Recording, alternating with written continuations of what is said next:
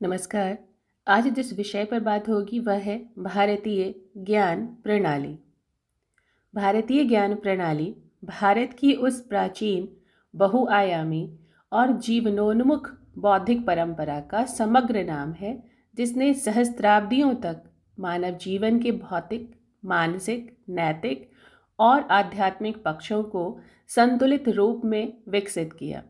यह ज्ञान केवल पुस्तकों या शास्त्रों तक सीमित नहीं रहा, बल्कि लोक जीवन, परंपराओं, आचार व्यवहार, कला, विज्ञान, दर्शन और सामाजिक संरचनाओं में रचा बसा रहा है।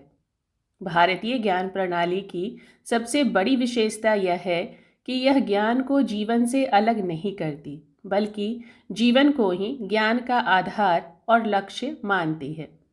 भारतीय ज्ञान प्रणाली का अर्थ और स्वरूप समझना हो तो भारतीय ज्ञान प्रणाली से आशय उस समग्र ज्ञान परंपरा से होता है जो प्राचीन भारत में विकसित हुई और जिसमें दर्शन, विज्ञान, गणित, चिकित्सा, खगोल, वास्तु, संगीत, नृत्य, साहित्य, राजनीति, अर्थशास्त्र, पर्यावरण, योग, आयुर्वेद, कृषि, शिक्षा और सामाजिक आचार संहिता सभी सम्मिलित हैं। यह ज्ञान प्रणाली केवल सैद्धांतिक नहीं बल्कि प्रयोगशील और अनुभवजन्य रही है। यहाँ ज्ञान का उद्देश्य केवल जानना नहीं बल्कि जीवन को बेहतर बनाना और मानव को आत्मबोध की ओर ले जाना है। भारतीय परंपरा में ज्ञान को केवल सूचना या डेटा नहीं माना गया, बल्कि उसे प्रज्ञा, बोध और अनुभव से जोड़ा गया। उपनिषदों में कहा गया सा विद्या या विमुक्तये, अर्थात वही विद्या है जो मुक्ति की ओर ले जाए। इसलिए भारतीय ज्ञान प्रणाली का अंतिम लक्ष्य केवल भौतिक प्रगति नहीं बल्कि मानसिक शांति, सामाजिक संतुलन और आत्मिक उन्नति रहा है। वेद और भारतीय ज्ञान परंपरा की आधारशिला के बारे में जानें। भारतीय ज्ञान प्रणाली की नींव वेदों में दिखाई देती है। ऋग्वेद, यजुर्वेद, सामवेद और अथर्ववेद, ये चारों वेद जो है वो ज्ञान के विभिन्न आयामों को समेटे हुए हैं। ऋग्वेद में प्रकृति, ब्रह्मांड और मानव जीवन के रहस्यों पर चिंतन है। यजुर्वेद कर्मकांड और सामाजिक व्यवस्था को निर्देशित करता है। सामवेद संगीत और सौंदर्य बोध से जुड़ा है और अथर्ववेद में चिकित्सा, समाज और लोक जीवन के व्यवहारिक पक्ष मिलते हैं। वेदों के साथ साथ ब्राह्मण, आरण्यक और उपनिषद भारतीय ज्ञान प्रणाली को दार्शनिक गहराई प्रदान करते हैं। उपनिषदों में आत्मा, ब्रह्म, कर्म, पुनर्जन्म और मोक्ष जैसे विषयों पर जो चिंतन मिलता है वह भारतीय ज्ञान प्रणाली या भारतीय दर्शन की रीढ़ है। यहाँ ज्ञान और आस्था के बीच कोई टकराव नहीं बल्कि संवाद है। दर्शन और भारतीय ज्ञान प्रणाली का वैचारिक केंद्र जो है उसे समझने के लिए भारतीय दर्शन ज्ञान प्रणाली का अत्यंत महत्वपूर्ण स्तंभ है यह समझना होगा। यहाँ दर्शन केवल तर्क या बौद्धिक व्यायाम नहीं है बल्कि जीवन दृष्टि है। सांख्य, योग, न्याय, वैशेषिक, मीमांसा और वेदांत, ये 6 आस्तिक दर्शन जो हैं वो ज्ञान के अलग अलग मार्ग प्रस्तुत करते हैं। इसके साथ ही बौद्ध और जैन दर्शन जैसे नास्तिक दर्शन भी भारतीय बौद्धिक परंपरा को समृद्ध करते हैं।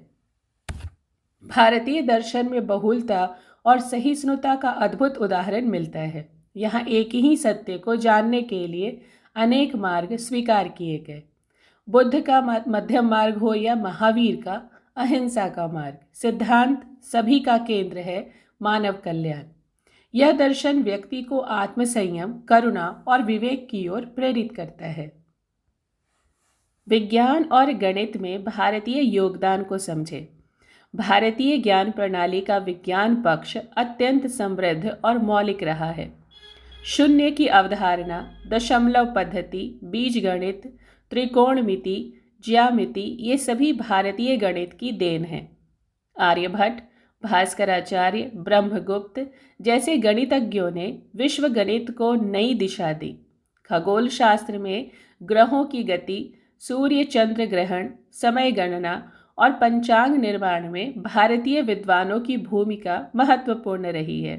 आयुर्वेद चिकित्सा विज्ञान का एक संपूर्ण तंत्र है जिसमें शरीर, मन और आत्मा को एक साथ देखा गया।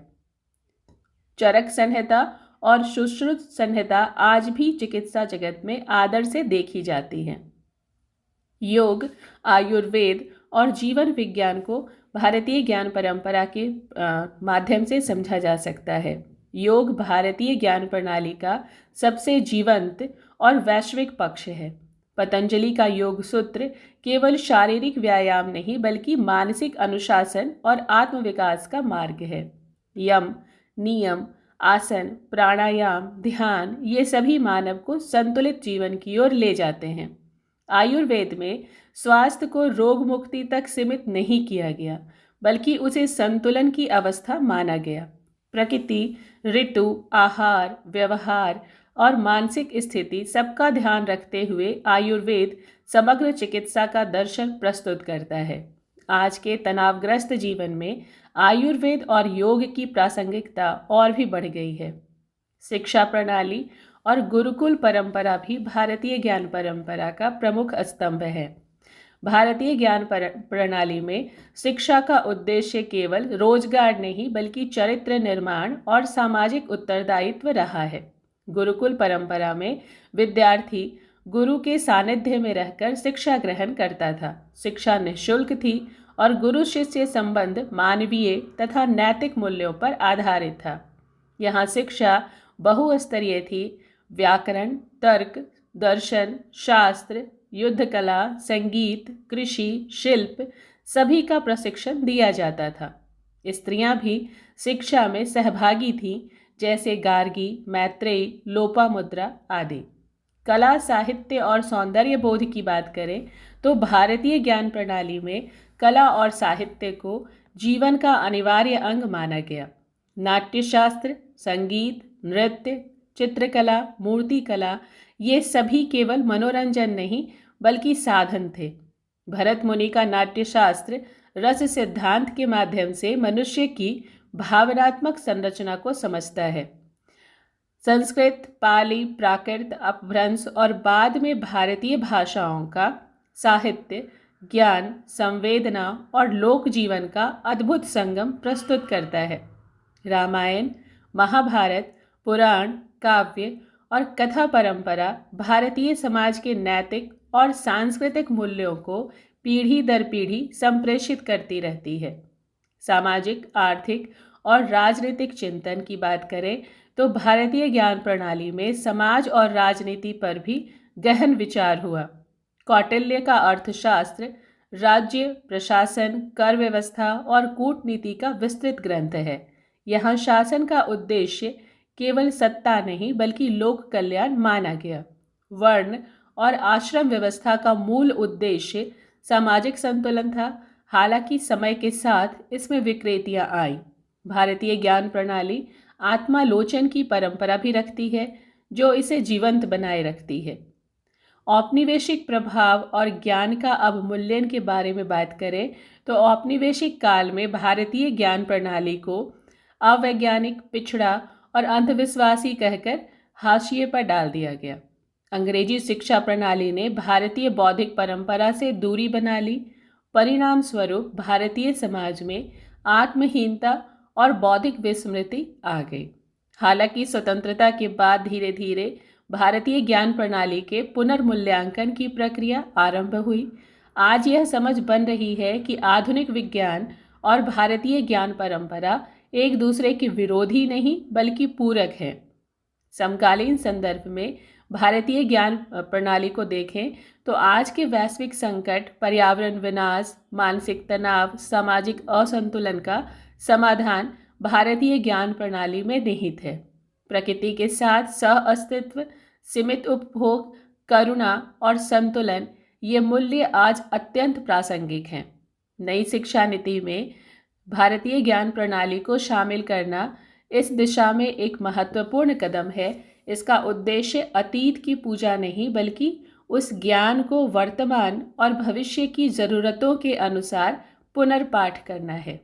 भारतीय ज्ञान प्रणाली एक जीवंत, बहुलतावादी और मानव केंद्रित परंपरा है। यह ज्ञान को सत्ता या वर्चस्व का साधन नहीं बल्कि सेवा और कल्याण का माध्यम मानती है। आज आवश्यकता है कि हम भारतीय ज्ञान प्रणाली को अतीत की धरोहर मानकर संग्रहालय में न रखें बल्कि उसे आधुनिक संदर्भों में समझें, अपनाएं और आगे बढ़ाएं। यही भारतीय ज्ञान परंपरा की सच्ची पुनर्स्थापना होगी।